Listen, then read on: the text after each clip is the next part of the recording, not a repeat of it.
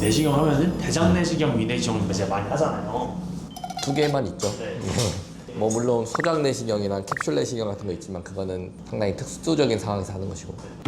내시경을 할 때 보통 40대 넘어서 이제 날라오잖아요. 국가에서도 해주고. 그럼 그 위대장 내시경 꼭 해야 하나요? 귀찮다고 넘기는 사람도 되게 많은 것 같긴 한데.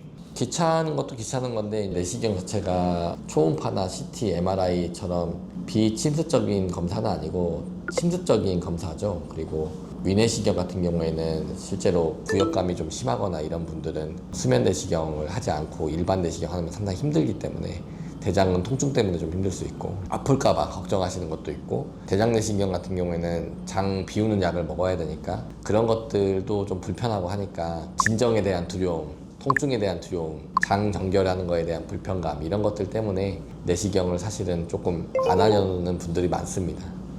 위대장 내시경은 꼭 필요한 이유가 직접적으로 내시경 카메라를 통해서 위의 점막과 대장의 점막을 관찰하는 검사이기 때문에 위암과 대장암을 가장 정확하게 관찰할 수 있는 검사입니다. 그리고 위 같은 경우에는 위암도 관찰하고 식도염이나 위염의 평가 이런 것들도 할 수 있고요.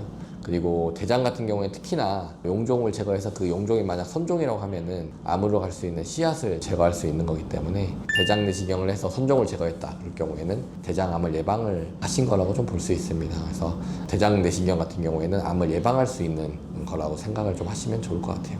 대장은 이제 국가검진에 아직 분변검사만 되어 있고 추후에 이제 대장 내시경이 국가검진에 들어올 수 있지만은 지금 위는 국가검진에 들어와 있는 것이 만 40세 이상부터 2년에 한 번씩 검사를 하게 되어 있고 대장 내시경도 이제 교과서적으로는 만 50세 이상에서 5년에 한 번씩 하시라고 이제 권고하고 있는데 우리나라가 지금 서구적 식이 습관이 도입이 되면서 대장 내시경 같은 경우에도 대장암이 50세 이전에 발생하는 경우가 많이 있기 때문에 나이를 좀 낮춰서 검사하는 것도 저는 좋다고 생각하고요. 기간도 5년보다는 뭐 2, 3년 정도로 낮춰도 왜냐하면 저희는 대장 내시경 수가가 그렇게 비싼 나라가 아니거든요. 그리고 대장 내시경이 아주 많이 이루어지는 나라이기 때문에 합병증의 발생 가능성도 뭐 다른 서구권에 비해보다는 낮습니다. 좀 더 자주 하시는 게 좀 좋을 것 같고 위 같은 경우에는 위암 발생률이 다른 나라에 비해서 우리나라가 높은 편입니다. 그래서 장산피 화생이 있다든지 아니면 위암의 가족력이 있다든지 이전 검사상에서 무슨 이상이 있었다 이럴 경우에는 2년까지 기다리지 마시고 1년에 한 번 정도는 체크를 해보시는 게 그걸 권고하고 있습니다.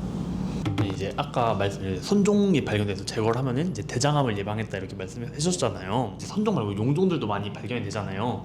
그럼 용종들은 떼면 끝인 건가요? 용종을 떼면 그 치료 자체는 끝입니다. 그렇지만은 대장 내시경을 언제 받아야 할 것인가에 대한 추후 추적 관찰에 대한 것들이 좀 필요하죠. 그래서 뗀 용종을 조직 검사를 보냅니다. 그래서 용종은 크게 선종이라고 하는 암으로 갈 수 있는 종양들이 있고 과형성 용종이나 염증성 용종 같은 이제 암하고는 크게 관련이 없는 용종도 좀 분류할 수 있는데 이 조직 검사 소형과 사이즈 그리고 몇 개 있었는지 이런 것들에 따라서 추적 관찰 일정이 좀 달라질 수 있기 때문에 용종을 뗐다고 이제 치료는 끝났지만 몇 년 뒤에 내시경을 받아야 할지 이런 것들을 결정해 주는 게 중요합니다.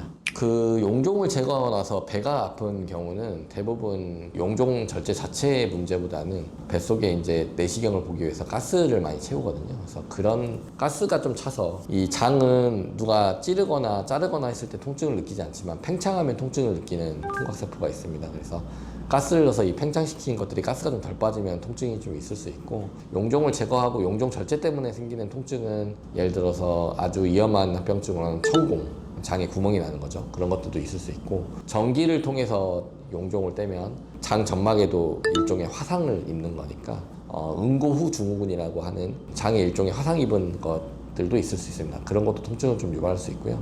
용종을 떼게 되면 아무래도 그 부위에 상처를 내게 되니까 거기에 혈관 같은 게 노출이 돼서 거기서 피가 나면 혈변이나 이런 것들을 좀 볼 수 있겠죠. 그렇지만 이런 천공이라든지 응고후 증후군, 출혈은 그렇게 흔한 부작용은 아니기 때문에 내시경을 이것 때문에 무서워서 못하거나 그럴 정도의 부작용은 아니라고 봅니다.